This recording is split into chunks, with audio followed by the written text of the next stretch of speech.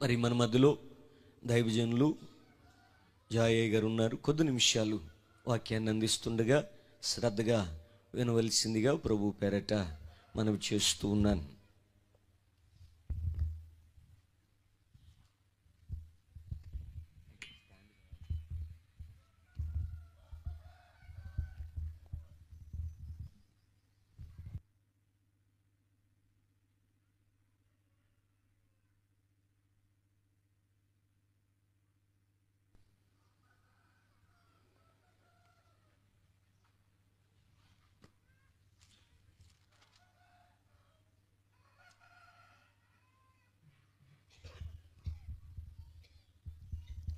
దేవుని పరిశుద్ధ నామానికి మహిమ కలుగునుగాక.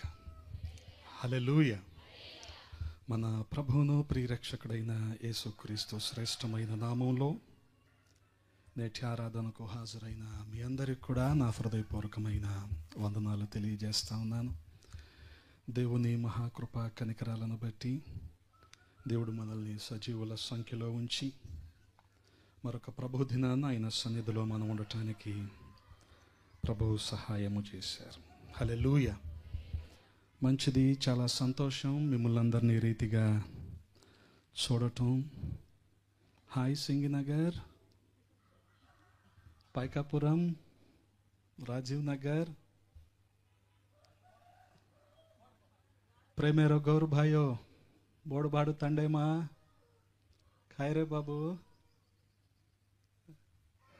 చాలా సంతోషం. ఇందు నిమిత్తం ప్రయాసపడి ఖర్చు అయిపోయి కనబడని విభాగాల్లో పనిచేస్తున్న సహోదరి సహోదరులందరినీ కూడా దేవుడు దీవించునుగాక.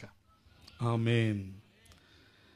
నేటి వాక్య ధ్యానము కొరకు ఒక మాటను చదువుకుందాం. యెహోషువ గ్రంథము 7వ అధ్యాయము 26వ వచనాన్ని చదువుతూ ఉన్నాను, గమనించండి. యెహోషువ గ్రంథము 7వ అధ్యాయము 26వ వచనం. వారిని రాళ్లతో కొట్టిన తర్వాత అగ్ని చేత కాల్చి వారి మీద రాళ్లను పెద్ద కుప్పగా వేసిరి. అది నేటి వరకు ఉన్నది. అప్పుడు యెహోవా కోపోద్రేకము విడినవాడై మల్లుకొనెను. అందుచేతను నేటి వరకు ఆ చోటికి ఆకోరు లోయ అని పేరు. ప్రార్థన. మమ్ముల్ని మిక్కిలిగా ప్రేమించిన మా ప్రియ పరలోకపు తండ్రి, ఈ సమయంలో మరొక్కసారి మీ పాద సన్నిధి చేరటానికి మీరు చూపిన కృపను బట్టి స్తోత్రాలు. గడిచిన కాలం మీ రెక్కల నీడలో భద్రపరిచారు, క్షేమాన్ని సమృద్ధిని అందించారు. వందనాలు. ఈ రీతిగా మేమందరము కూడి మిమ్మల్ని ఆరాధించడానికి మంచి తరుణాన్ని ఇచ్చారు. స్తోత్రాలు. రాజా, ఈ లేఖనాల్ని దీవించండి, మా వినికిడిలో దీవించండి. ఈ సత్యాలను మేము గ్రహించులాగున మా హృదయాలను తెరవండి. మీ హస్తాలకు అప్పచెప్పుకుంటున్నాం.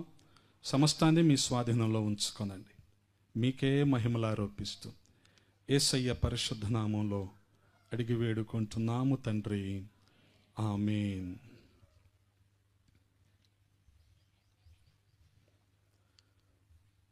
అదే రీతిగా హోషియా గ్రంథము 2వ అధ్యాయము 2వ అధ్యాయము 15వ వచనాన్ని చదువుతూ ఉన్నాను, గమనించండి.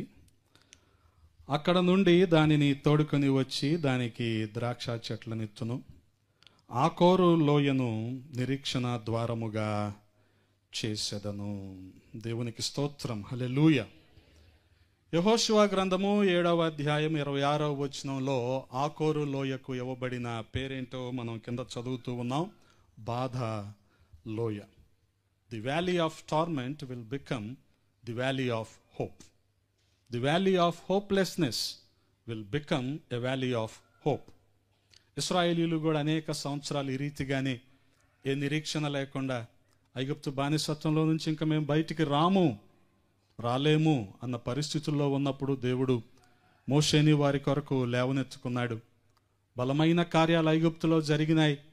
ఆ బానిసత్వం నుంచి వారందరూ కూడా విడిపించబడ్డారు. హల్లెలూయా.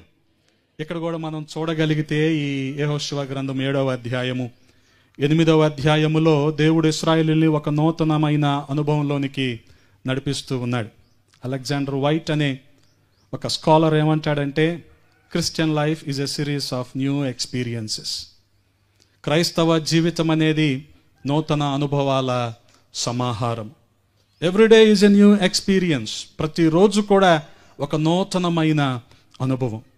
ప్రతి అనుభవంలో కూడా దేవుడు మనకు కొన్ని విషయాలు నేర్పించాలనుకుంటూ ఉంటాడు. యెహోషువ గ్రంథంలో 2 గొప్ప అద్భుతాలను ఏనాడు కూడా చూడలేము అనుకున్న వాటిని ఇశ్రాయేలీయులు చూశారు. అదేంటంటే 3వ అధ్యాయములో యోర్దాను నది చీలిపోయింది, 6వ అధ్యాయములో యెరికో గోడ కూలిపోయింది. ఈ రెండిటి తరువాత వారిలో మితిమీరిన ఆత్మవిశ్వాసం వచ్చేసింది. బహుశా అందుకే కాబోలు 7వ అధ్యాయములో వారు ఓడిపోయారు. అది కూడా ఒక చిన్న పట్టణం, హాయి అనే పట్టణం మీద ఓడిపోయారు. గమనించగలిగితే ఇక్కడ కూడా దేవుడు వారికి ఒక నూతనమైన అనుభవాన్ని నేర్పటానికి ఇష్టపడుతూ ఉన్నాడు. ఈ విషయాలన్నిటిల్లో కూడా ప్రతి విశ్వాసి కూడా అర్థం చేసుకోవాల్సింది ఏంటంటే, ప్రతి అనుభవంలో కూడా మనము దేవునికి సమీపంగా వెళ్ళటానికి ఇష్టపడాలి. గమనించండి. అందుకనే చూడగలిగితే వీరు ఓడిపోయారు. చాలా రీతులుగా మనిషి కూడా ఈ రోజున ఓడిపోతా ఉన్నాడు. గమనించండి. ఎందుకు ఓడిపోతున్నాడు అంటే, దేవుని భయం లేక, దేవుని వాక్యపు పునాది లేక, దేవుని వాక్యము హృదయములో లోతుగా నాటబడక, ఇష్టానుసారమైన జీవితం కారణంగా మనిషి ఓడిపోతా ఉన్నాడు. ఆత్మీయ కోణంలో ఓడిపోతున్నాడు. అంటే గమనించండి, పరిశుద్ధత లేని కారణంగా మనిషి తన దైనందిన జీవితంలో ఓడిపోతూ ఉన్నాడు. పరిశుద్ధత దేవుడు కోరుకునేది అదే. ప్రతి వ్యక్తిని కూడా పరిశుద్ధుడిగా ఉండాలని, పరిశుద్ధురాలిగా ఉండాలని దేవుడు కోరుకుంటుంటే, మనిషి మాత్రం లోకానుసారంగా జీవించాలని ఆశపడుతూ ఉన్నాడు. అనుగుణంగా ఆత్మీయ కోణంలో మనిషి ఓడిపోతూనే ఉన్నాడు. ఈ లోకం నుంచి వేరు చేయబడి ప్రత్యేకంగా జీవించటానికి నిర్ణయించుకున్న మనిషి ఈ లోకాశలకు లోబడి దేవునికి దూరంగా ఆయన సహవాసంలో ఉండకుండా వెళ్ళిపోవటం అనేది చాలా విచారకరం. అందుకనే గమనించండి, ప్రార్థన చేయాలనుకుంటున్నాడు మనిషి, ప్రార్థన చేయలేకపోతున్నాడు. వాక్య ధ్యానంలో కొంత సమయం గడపాలనుకుంటున్నాడు, గడపలేడు. ఈ లోపుగా ఏదో ఫోన్ వస్తుంది, ఇంకా మన వాక్య ధ్యానము, మన ప్రార్థన ఇవన్నీ కూడా గాలికి ఎగిరిపోతాయి. గమనించండి, ఇక్కడ ప్రయారిటీస్ అన్నీ కూడా మారిపోతూనే ఉంటాయి. అందుకనే ఆత్మీయ కోణంలో మనిషి ఓడిపోతూనే ఉన్నాడు. ఇకపోతే భావోద్వేగ కోణంలో కూడా మనిషి ఓడిపోతూనే ఉన్నాడు. మనిషి అనుకోవచ్చు, నా భావోద్వేగాలన్నీ స్థిరంగానే ఉన్నాయి, స్టేబుల్ ఎమోషన్స్ అన్నీ నాకు ఉన్నాయి అని మనిషి అనుకోవచ్చు. కానీ చిన్న చిన్న విషయాల్లో మనిషి ఓడిపోయిన కారణంగా నిరాశకు, నిస్పృహకు లోనై, అదే రీతిగా కుంటనం, డిప్రెషన్కి వెళ్ళిపోయి ఆత్మహత్యకు పాల్పడుతున్న వారు చాలామంది ఉన్నారు. గమనించండి. అందుకనే భావోద్వేగాల్లో మనిషి ఓడిపోతూనే ఉన్నాడు. కుటుంబ జీవితంలో మనిషి ఓడిపోతూనే ఉన్నాడు. ఏ కుటుంబంలో కుటుంబ ప్రార్థన ఉండదో ఆ కుటుంబంలో ఐక్యత ఉండదు. గమనించండి. అందుకనే కుటుంబ పరంగా కూడా మనిషి ఓడిపోతూ ఉన్నాడు. మనిషికి ఒక ఫోను, కుటుంబంలో తలాకు ఒక ఫోను, ఎవరు పనుల్లో వాళ్ళు ఉంటున్నారు. ఇక దేవుని భయం ఎక్కడ ఉంటుంది? గమనించండి. అందుకనే దేవుని సహవాసానికి దూరంగా, ఆత్మీయతకు దూరంగా మనిషి ఓడిపోతూనే ఉన్నాడు. ఇకపోతే వృత్తిపరమైన కోణంలో కూడా మనిషి ఓడిపోతున్నాడు. పెద్దలైతే ఉద్యోగాల్లో, పిల్లలైతే చదువులో ఓడిపోతూనే ఉన్నారు. పుస్తకాలు కళ్ళ ముందే ఉంటాయి కానీ మార్కులు రావట్లా. ఓడిపోవటం కాదా ఇది? నిరంతరం చదివినోడు చదివినట్టే ఉంటాడు కానీ సబ్జెక్టులు మాత్రం చాలా ఉంటున్నాయి. ఓడిపోవటం కాదా ఇది? ఉద్యోగంలో చాలా సంవత్సరాలుగా చేస్తూనే ఉంటున్నారు కానీ ఏ ఎదుగుదల ఉండటం లేదు. ఓడిపోవటం కాదా ఇది? ఓడిపోతూనే ఉన్నారు. గమనించండి. కానీ దేవుడు ఓడిపోవటానికి మనిషిని చేయలేదుగా. అందుకనే ఆయన ఈ లోకాన్ని జయించాను అని చెప్పాడు యోహాను సువార్త 9వ అధ్యాయంలో. ఆ జయించేవాని పక్షంగా ఉన్న మనము ఓడిపోతున్నామంటే సమస్య ఆయనలో లేదు, సమస్య మనలో ఉంది. గమనించండి. మనము మన స్వీయ చిత్తాన్ని అనుసరించి ఏదో చేయాలనుకుంటున్నాం, అవన్నీ కూడా బెడిసి కొట్టి ఓటమి పాలైపోతూనే ఉన్నాం. ఏ వ్యక్తి కూడా తన పిల్లలు ఓడిపోవాలని, ఏ తల్లిదండ్రులు కూడా తమ పిల్లలు ఓడిపోవాలని కోరుకోరుగా, దేవుడు కూడా ఇశ్రాయేలీయులు ఓడిపోవాలని కోరుకోలేదు. గమనించండి. కానీ వీళ్ళు ఇప్పుడు ఏం చేశారు? 2 విజయాలను, గొప్ప విజయాలను చూశాక ఒక ఘోర పరాజయంలోనికి వెళ్ళిపోయారు. ఎంతటి ఘోర పరాజయం అంటే, హాయి పట్టణం మీద ఓడిపోవటం అంటే చాలా సిగ్గుగా భావించారు వాళ్ళు. మొత్తానికి హాయి వెళ్ళినప్పుడు వేగులు వారు చెప్పిన మాట ఏంటంటే, యెహోషువ జనాలందరూ వెళ్ళవసరం లేదయ్యా, ఒక 2000 కానీ 3000 కానీ చాలు, వెళ్తే చాలు, హాయి మీద మనం గెలుపొందొచ్చు అనుకున్నారు. కానీ ఈ 2000 మంది కూడా ఆ హాయి పట్టణం చేతిలో ఓడిపోయారు, చనిపోయారు. అందరూ కూడా చనిపోయారు. గమనించండి, ఈ బాధతో వీళ్ళందరూ కూడా ఇక దేవుని దగ్గర మొరపెట్టుకోవటం మొదలుపెట్టారు. వాస్తవానికి ఈ ఇశ్రాయేలీలు ఓడిపోవటానికి కారణం ఏంటో మనం చూడగలిగితే, మొట్టమొదటిగా వారు దేవుని యొక్క వ్యక్తిత్వాన్ని చాలా తక్కువ అంచనా వేశారు. గమనించండి, వారికి అపనమ్మిక వచ్చేసింది. ఆయన ఏదైతే కోరుకుంటున్నాడో ఇది కదా ఆయన గుణలక్షణాలు, దీనికి అనుగుణంగా కదా మనం ఉండాల్సింది అనేది మర్చిపోయి వారి స్వంత ఆలోచనలోనికి వెళ్ళిపోయారు. దేవుడు ఎరుకోని జయించిన తర్వాత చెప్పిన మాట ఏంటంటే, ఎరుకోని శపించాను, ఎరుకోలో ఉన్నదాన్ని కూడా నేను శపించాను. కానీ ఆకాన్ ఏం చేశాడు? ఆ శాపగ్రస్తమైన దానినే తీసుకున్నాడు. గమనించండి, అందుకని 7వ అధ్యాయము 1వ వచనంలో రాయబడి ఉంటుంది కదా, ఒక మాట చదవగలిగితే, శపితమైన దాని విషయంలో ఇశ్రాయేలీయులు ఏం చేశారు? తిరుగుబాటు చేసిరి. ఎట్లనగా యోధా గోత్రములో జరహు ముని మనముడును, జబ్ది మనవడును, కర్మి కుమారుడునైన ఆకాను శపితము చేయబడిన దానిలో కొంత తీసుకొనెను గనుక యెహోవా ఇశ్రాయేలీయుల మీద కోపించెను. ఇది కదా ఆయన గుణలక్షణం. ఆయన వ్యక్తిత్వాన్ని వీళ్ళు బేఖాతరు చేశారు. అపనమ్మిక వచ్చేసింది వీళ్ళల్లో. అంటే ఎలాగుంటుందంటే, వాస్తవానికి సైకిల్ బ్యాలెన్స్ చేసుకోవటం మొదలు పెట్టాడు అనుకోండి, సైకిల్ నేర్చుకునే పిల్లోడు ఏమొస్తుంది? కాస్త స్పీడ్గా తొక్కటానికి ప్రయత్నిస్తాడు. ఆపుకోగలడా? దాన్ని ఏమందాం మనం ఇప్పుడు? ఓవర్ కాన్ఫిడెన్స్ అందాం, మితిమీరిన ఆత్మవిశ్వాసం అన్నమాట. అందుకనే భయంతో పడిపోయే వాళ్ళు కంటే స్పీడ్గా తొక్కాలన్న ఆశతో పడిపోయే వాళ్ళు చాలామంది ఉంటారు సైకిల్ నేర్చుకునేటప్పుడు. విశ్వాసులు కూడా ప్రారంభ దినాల్లో వారికి ఉన్న ఆ విధేయత ఇవన్నీ తర్వాత రోజుల్లో కనిపించవు. గమనించండి, అప్పుడు ఉన్న దీనత్వం, సాత్వికము తర్వాత ఏమైపోద్ది? కొంత కాలం గడిచిపోయాక, దినాలు గడిచిపోయాక ఎలాగుంటుందంటే అది ఒక ఆత్మీయ గర్వంలోనికి వెళ్ళిపోద్ది. వీరు కూడా మాదేముంది, ఇంకేంటి, అసలు మేము యోర్దానుని దాటాము, ఎరుకోని కూల్చేశాము, ఇంకేముంది, ఇల్లంతా వీళ్ళందరూ కూడా చిన్న జనాంగం, చిన్న జనాభా, ఎంత తక్కువ మందిని ఈజీగా జయించవచ్చు అనుకున్నారు. కానీ లోపల జరిగిందేంటి? దేవుని వ్యక్తిత్వానికి దూరంగా వెళ్ళిపోయారు. ఆయన ఏమో శపితమైన దాన్ని తీసుకోవద్దంటే వీళ్ళు ఆశించింది అది. ఆకాను ఆశించింది అదే. అనుగుణంగా దేవునికి ఏమొచ్చింది?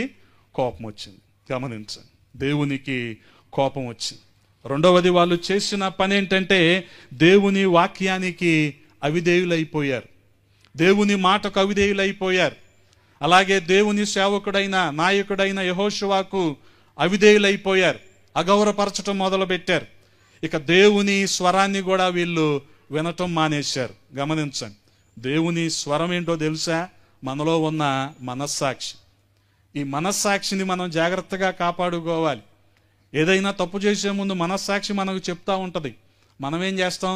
దాన్ని కూడా అధిగమించి, అంటే వాస్తవానికి మనస్సాక్షి ఎలాంటిదంటే అలారం లాంటిది అన్నమాట. ఉదయాన్నే లెగాలని అలారం పెట్టుకుంటాం కదా, అది మోగిన వెంటనే ఏం చేస్తాం?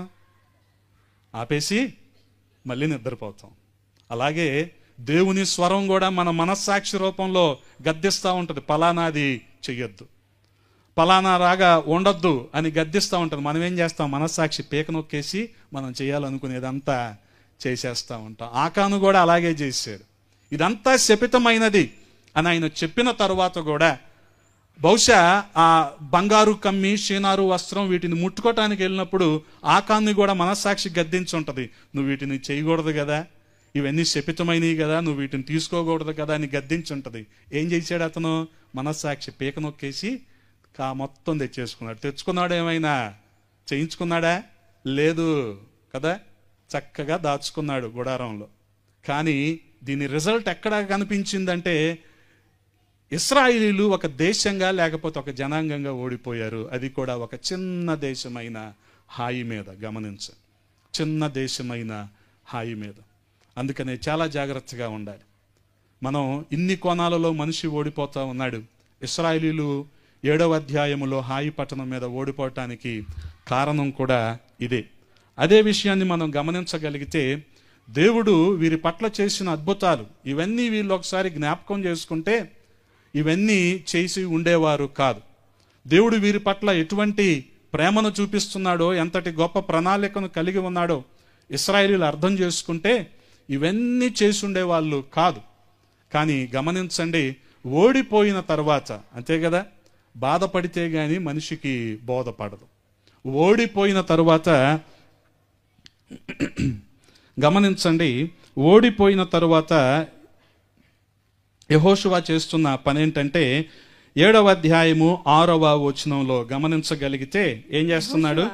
యెహోషువ తన బట్టలు చింపుకొని తానును ఇశ్రాయేలీయుల పెద్దలను సాయంకాలము వరకు యెహోవా మందసము ఎదుట ఏం చేశారు?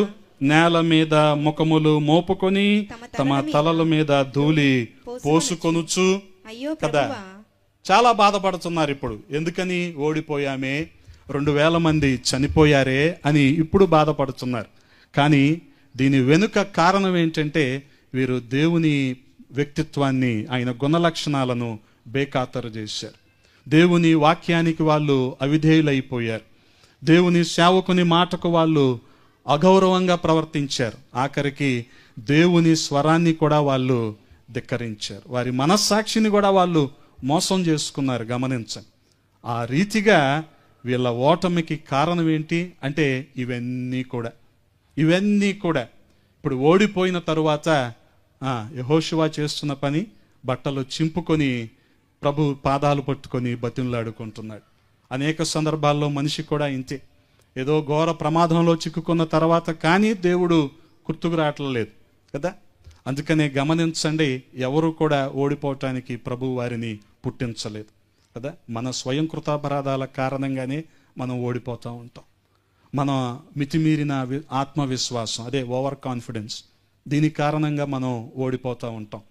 అందుకనే మనం గెలుపొందాలి అంటే 7-8 అధ్యాయాలను ఆధారం చేసుకొని దేవుడు కొన్ని విషయాలు మనకి బోధిస్తూ ఉన్నాడు.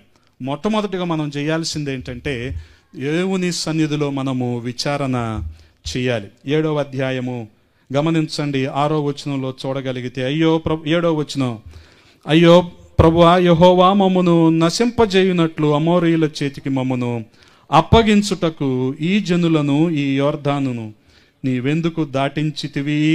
గమనించండి, మేము యొర్దాను అవతల నివసించుట మేలు. దేవుణ్ణి అడుగుతున్నాడు, మేమెందుకు ఓడిపోయాం? అసలు మేము ఇలా ఓడిపోవటానికైనా నువ్వు యొర్దానుని దాటించావు? మమ్మల్ని ఎందుకు దాటించావు అని అడుగుతున్నాడు కదా. చాలా సందర్భాల్లో ఫ్యామిలీ ప్యాక్ అంత ఐస్ క్రీమ్ తిన్నప్పుడు ఏమైనా అడుగుతామా మనం? ఇంకా రాని అంటాం. తిన్నాక ఏమొస్తుంది? జలుబు వస్తుంది. అప్పుడు అడుగుతాం కదా.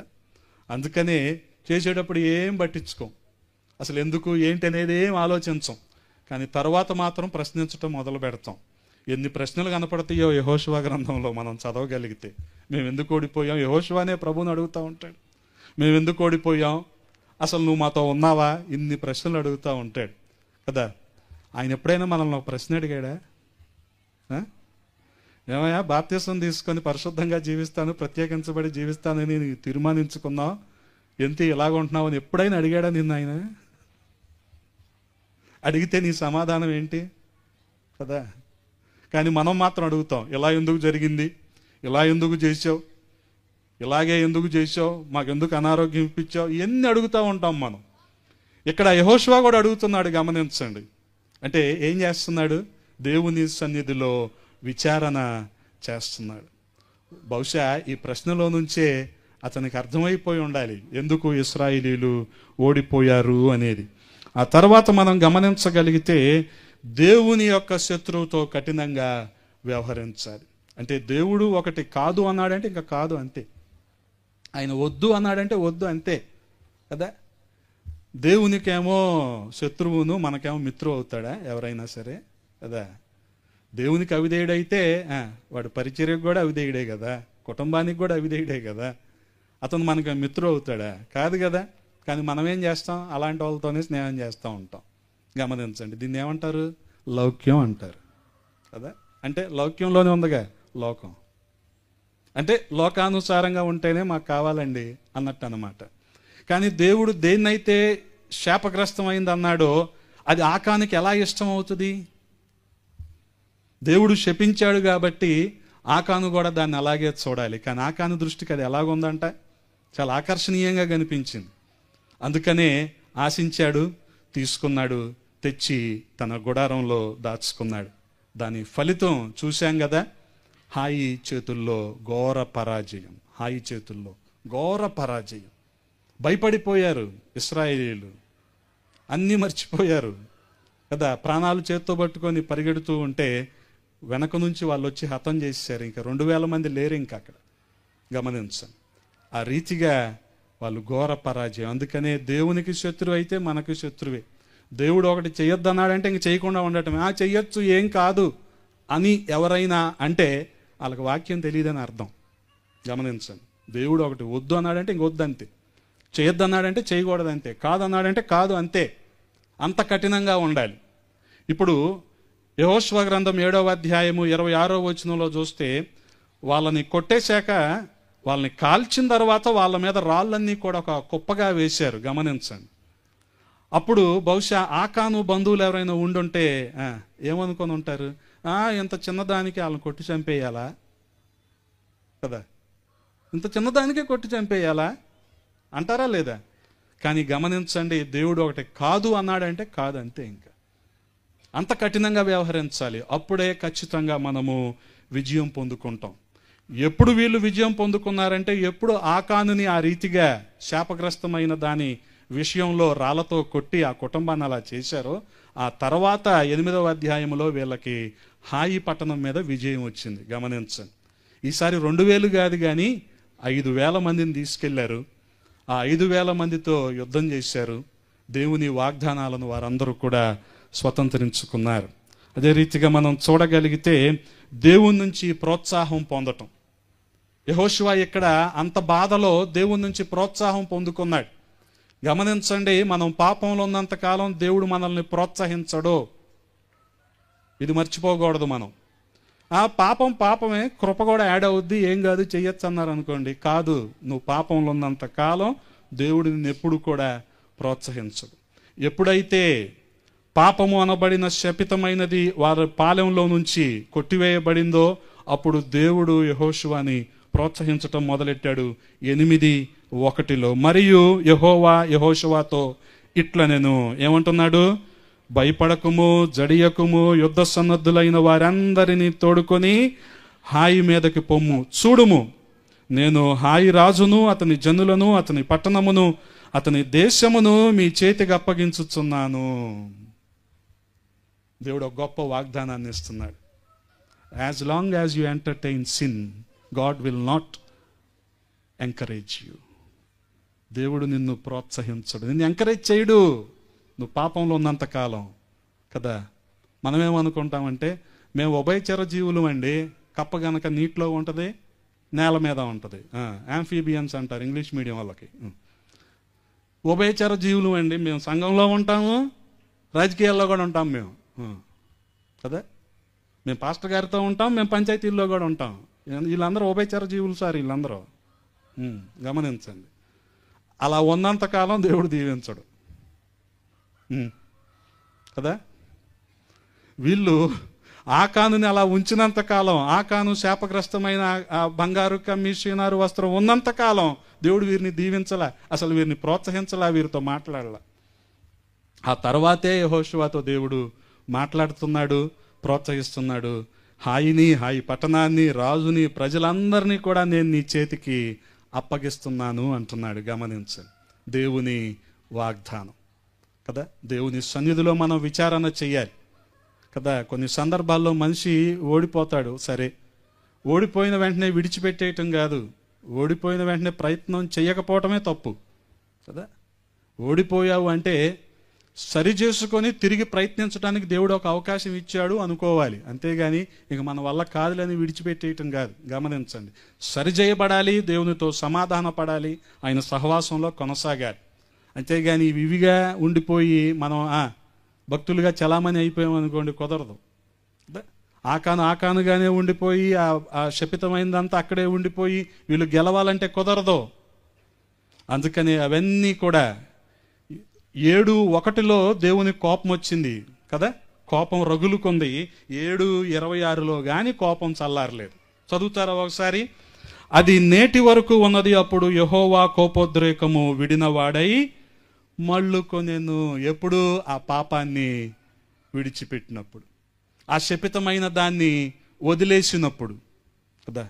అందుకనే ఆ తర్వాత దేవుడు వీరికి వాగ్దానాన్ని ఇచ్చాడు. అంత మాత్రమే కాదు, మంచి సమయం కోసం వీళ్ళు ఎదురు చూశారు. గమనించండి, 8:12 మనం చూడగలిగితే, వారికిని హాయికిని మధ్యను లోయ ఉండగా అతడు ఇంచుమించు 5,000 మంది మనుషులను నియమించి పట్టణమునకు పడమటి వైపున బేతేలుకును హాయికిని మధ్యను పొంచియుండుటకు ఉంచెను. పొంచి ఉండటం తెలుసుగా మీకు? అంటే ఏం చేస్తున్నాడు? ఆ వాగ్దానాలను స్వతంత్రించుకునేంత వరకు, ఆ వాగ్దానాలు నెరవేరేంత వరకు ఇప్పుడు ఇశ్రాయేలీలు ఏం చేస్తున్నారు? ఎదురు చూస్తున్నారు. ఇది కూడా ప్రాముఖ్యమైంది. మనకేమో ఇన్స్టెంట్ ఆశీర్వాదాలు కావాలి. ఇది ఇన్స్టెంట్ కాఫీ లాగా కదా, కాదు. ఆయన వాగ్దానం ఇచ్చాడు, అది నెరవేరేంత వరకు మనము ఓపికగా యథార్థంగా ఎదురు చూడాలి. వెయిటింగ్ అపాన్ ది లార్డ్, దేవుని మీద ఆధారపడటం, ఆయన కోసం ఎదురు చూడటం, ఇవి చాలా ప్రాముఖ్యమైనవి. మనం విజయం సాధించాలంటే దేవుణ్ణి అడగటం మాత్రమే కాదు, పాపాన్ని విడిచిపెట్టుకోవాలి, ఆయన వాగ్దానాలను స్వతంత్రించుకోవటానికి యథార్థంగా ఎదురు చూడాలి. అంత మాత్రమే కాదు, గమనించండి, వీరు గెలిచిన తరువాత చేసిన పనేంటో తెలుసా? దేవుణ్ణి స్తుతించటం మొదలుపెట్టారు. 8:31 8:31 యెహోవా సేవకుడైన మోషే ఇశ్రాయేలీయులకు ఆజ్ఞాపించినట్లు యెహోషువ ఇశ్రాయేలీల దేవుడైన యెహోవా నామమున ఏం చేశాడు? బలిపీఠమును ఇనుప పనిముట్లు తగిలింపని కారురాళ్లతో ఏబాలు కొండ మీద కట్టించను. దాని మీద వారు యెహోవాకు దహన బలులను సమాధాన బలులను అర్పించిరి. ప్రభువుని స్తుతించటం, ఆయనకు అర్పణలు ఇవ్వటం ప్రారంభించారు కదా.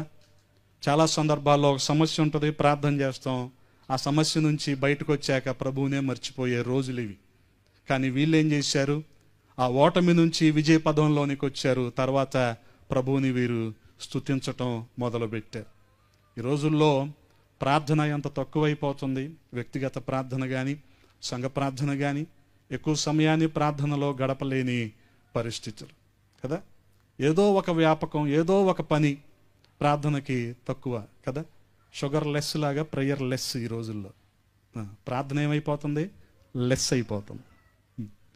ప్రార్థనే లెస్ అయిపోతుంది, స్తుతి లెస్సర్ అయిపోతుంది. స్తుతి ఇంకా తగ్గిపోతుంది, స్తుతించడం తగ్గిపోతుంది కదా. మనుషుల్లో ఉంటేనే కాదు, వ్యక్తిగతంగా కూడా స్తుతించవచ్చు, తప్పేం కాదు. ఇది నీకు దేవునికి సంబంధించింది. గమనించండి, వీరందరూ కూడా దహన బలులు అర్పించారు. ఆ తర్వాత మనం చూడగలిగితే దేవుని వాక్యానికి వారు అప్పగించుకున్నారు. 34వ వచనంలో ధర్మశాస్త్రంలో వ్రాయబడిన వాటన్నిటిని బట్టి, ఆ ధర్మశాస్త్ర వాక్యములన్నిటినీ అనగా దాని దీవెన వచనమును దాని శాప వచనమును చదివి వినిపించను. మనకు దీవెనలే కావాలి, కానీ చేసిన దాని రిజల్ట్ ఒకటి ఉంటుంది కదా. ఒకటి గమనించండి, దేవుని దీవెనలన్నీ, దేవుని వాగ్దానాలన్నీ అవును అన్నట్టే ఉంటాయి. అవన్నీ మన జీవితాల్లో నెరవేరుతాయి. బట్ కండిషన్స్ అప్లై, షరతులు వర్తిస్తాయి. వీరు ఆ శపితమైన దాన్ని విడిచిపెట్టుకున్నాకే హాయి మీద వీళ్ళు గెలిచారు. అదే ఇదే అంటే కుదరదు కదా. చాలామందికి వాగ్దానాలు వస్తాయి. తాగుబోతోడికి కూడా వాగ్దానం వస్తుంది, నీ నోరు తెరువుము బాగుగా నింపుతానని. ఏ బెల్ట్ షాప్కి వెళ్ళాడు ఇప్పుడు వీడు కదా.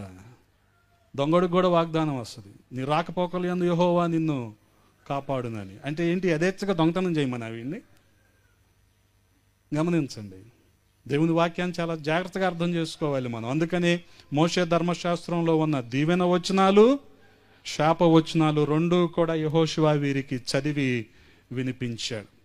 దేవుని ప్రశ్నించటం మాత్రమే కాదు, విచారణ చేయటం మాత్రమే కాదు, పాపాన్ని విడిచిపెట్టుకోవాలి, ఆయన వాగ్దానం కోసం ఎదురు చూడాలి. గమనించండి, ఆయన స్తుతించాలి, ఆయన వాక్యానికి అప్పగించుకోవాలి. అప్పుడే మనము దీవించబడతాం, అప్పుడే విజయ పదంలోనికి వెళ్తాం. వ్యక్తులుగా, కుటుంబాలుగా, సంఘంగా, సమాజంగా మనం విజయ పదంలో నడవాలి అంటే దేవుని వాక్యానికి అప్పగించుకోవాలి.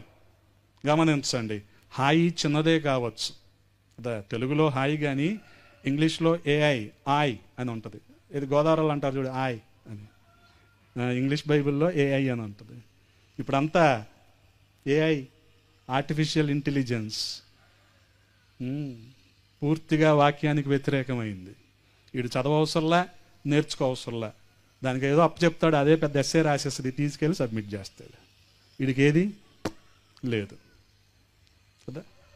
ఈ రోజున అలాగే అయిపోతుంది, ప్రతిదీ కూడా అలాగే అయిపోతుంది. వాక్యానికి దూరంగానే, వాక్యానికి వ్యతిరేకంగానే ఎలాగ మనం గెలుపొందేది, ఎలాగ మనం విజయాలను చూసేది. అందుకనే దేవుని వాక్యానికి మనము అప్పగించుకోవాలి. హల్లెలూయా. అందుకనే గమనించండి ప్రియ సహోదరి సహోదరులారా, ఏమన్నాడు హోషేయ 2:15లో, ఆ బాధ, ఆ ఆకోరు లోయను ఎలాగ మారుస్తానన్నాడు ఆయన? నిరీక్షణ ద్వారంగా మారుస్తానన్నాడు. ఎక్కడైతే వాళ్ళు ఓడిపోయారో అక్కడే దేవుడు వారికి గొప్ప విజయాన్ని ఇచ్చాడు. కారణం ఏంటి?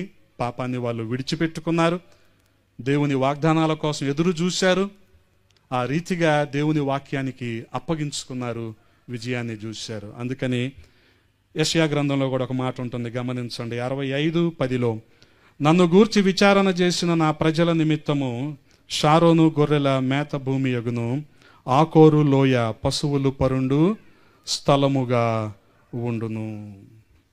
అటువంటి బాధను కూడా దేవుడు పశువులు మేసే భూమిగా, మేత భూమిగా మార్చాడు. మన ఓటమి కూడా విజయంగా మార్చబడాలంటే ప్రియ సహోదరి సహోదరులారా, ప్రభు పాదాలు పట్టుకొని అడగాలి, పాపాన్ని విడిచిపెట్టాలి, ఆయన వాగ్దానం కోసం ఎదురు చూడాలి, వాటిని స్వతంత్రించుకోవాలి, ముఖ్యంగా వాక్యానికి అప్పగించుకోవాలి. వాక్యంలో ఒకటి చెప్పబడిందంటే ఇక నువ్వు తూచా తప్పకుండా అది చేయాల్సిందే. ఎక్కడ కూడా నువ్వు రిజల్యూషన్స్ తీసుకోవటానికి లేదు. అక్కడ డిస్కౌంట్లు, అక్కడ లేదు. వాక్యానుసారంగా ఉన్నప్పుడే ప్రభు మనల్ని దీవిస్తాడు. 2025లో అటువంటి విజయాలు ఎన్నో కూడా మనము, మన కుటుంబాలు, మన సంఘాలు చూడాలని దేవుడు అటువంటి కృప దయచేయునుగాక. ఆమేన్. తలలు వంచండి, ప్రార్థన చేసుకుందాం.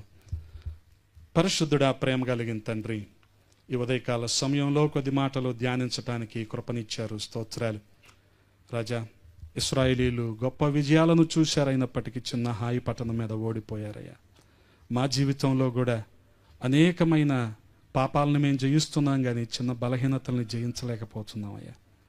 మీ వాక్యానికి అప్పగించుకొని మీ వాగ్దానాల కోసం ఎదురు చూసి నమ్మకంగా, యథార్థంగా మీ సహవాసంలో మేము ఉండి అటువంటి విజయాలను చూసే భాగ్యాన్ని ప్రతి ఒక్కరికి ఇవ్వమని దైవజనులు బిషప్ ప్రభుని గారు చేస్తున్న పరిచర్ను మీరు దీవించండి.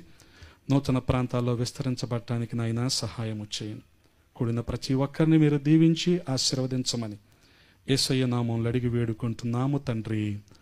ఆమేన్. మీ అందరికీ వందనాలు. దేవుడు మిమ్మల్ని దీవించునుగాక. ఆమేన్.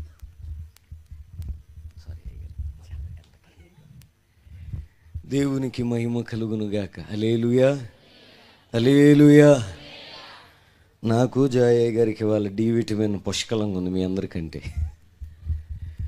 విజయ గీతము మనసారా నేను పాడేదా, నా విజయముకై ప్రాణత్యాగము చేశావు నీవు, పునరుద్ధా